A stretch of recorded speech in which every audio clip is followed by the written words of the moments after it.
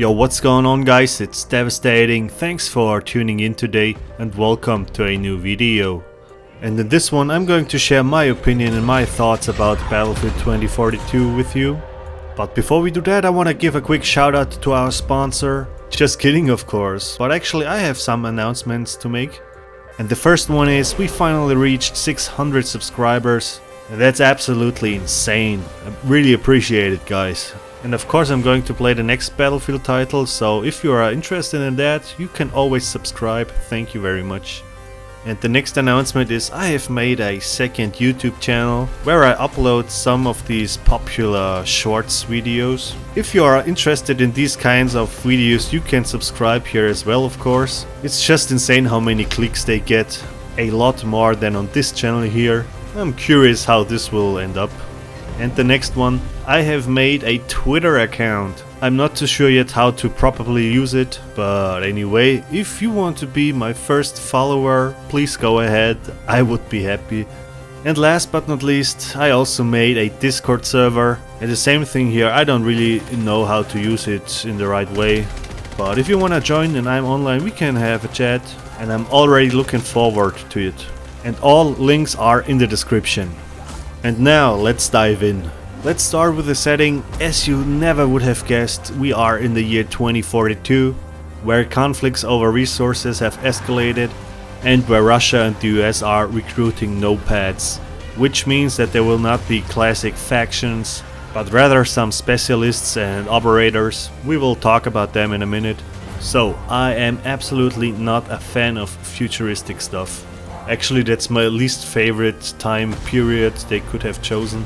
I'm more into the, let's say, more realistic approach, and I had hoped for a late Cold War scenario. But really the worst thing about this is that there are no factions or no states fighting each other. Everybody is fighting everybody, and I'm definitely not into this. Now let's talk maps. There will be 7 at launch. Orbital is this map with an imminent rocket launch in French Guiana. Then there is our class, this huge map in the desert in Qatar, with the big stadium and the huge skyscrapers, and of course the humongous sandstorm. Then there is Kaleidoscope in South Korea, where you can zipline between skyscrapers. Manifest is a dock location in Singapore, where these tropical tornadoes can appear. Discarded takes place in India, where colossal ships are stranded on the beach and are being stripped for parts. Breakaway is in Antarctica with a lot of fuel tanks and silos. And last but not least, and the 7th map, is Renewal, which takes place in Egypt, with a massive wall separating man-made agricultural areas. 7 massive maps. The locations are okay in my opinion. But what I am definitely missing is Operation Metro with 128 players. I really do hope that there will be a classic meat grinder be incoming.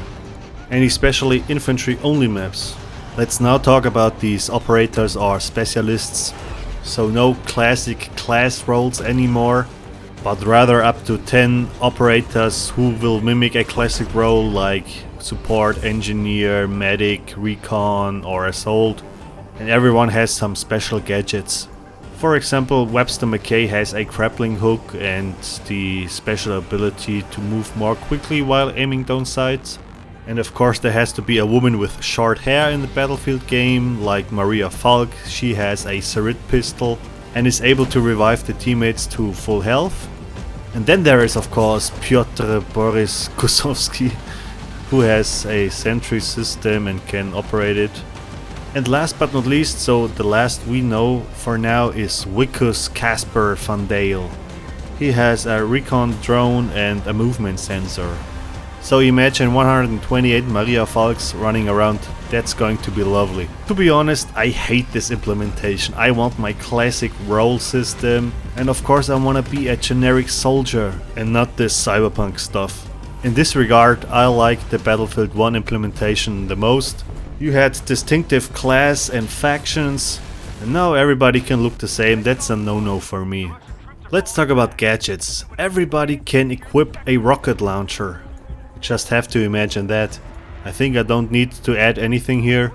Grappling hook, I don't like it. Imagine 128 Spider-Man in the city. You can shoot with a red pistol to revive your teammates. Imagine killing a guy and no other enemies are to be seen. And all of a sudden this guy stands up again, cause some of his teammates shot a red pistol behind cover on his body. Definitely don't like that. Also there is this Robodog. Imagine 128 Robodogs running around. Lovely. And I will say something about the drone and the sentry in a minute. But what about the weapons and guns? These are pretty modern and slightly altered. I don't have anything against that.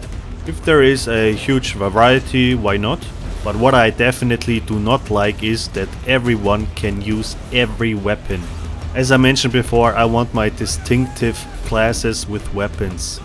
Imagine 128 medics running around with snipers. Vehicles, there are a lot, and a lot of modern ones like M1 Abrams, to name a tank. Then there are a lot of jets like the FA-18 Hornet, other transport vehicles. Also some are slightly altered, I don't mind that. So let's now talk about some gameplay aspects. For example, the HUD, it's clean, all information is there. I don't like the color scheme in particular, but I will get used to it. I don't like the squad size of 4, why isn't it 6 with this huge amount of players? And what about randomness and indirect fire? In Battlefield 1 everybody was crying about the mortars and mortar trucks because you cannot do anything against this indirect fire.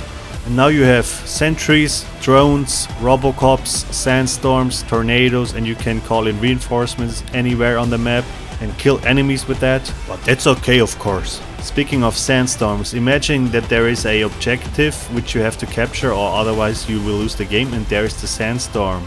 You're not able to capture this point. Great. And overall, while watching the footage in the background, for me it feels like you're not fighting another faction, but rather against the randomness and the nature. So I'm not that hyped, to be honest, but of course I'm looking forward to playing another Battlefield game than Battlefield 5. So that's all, I hope you did enjoy and I see you guys next time.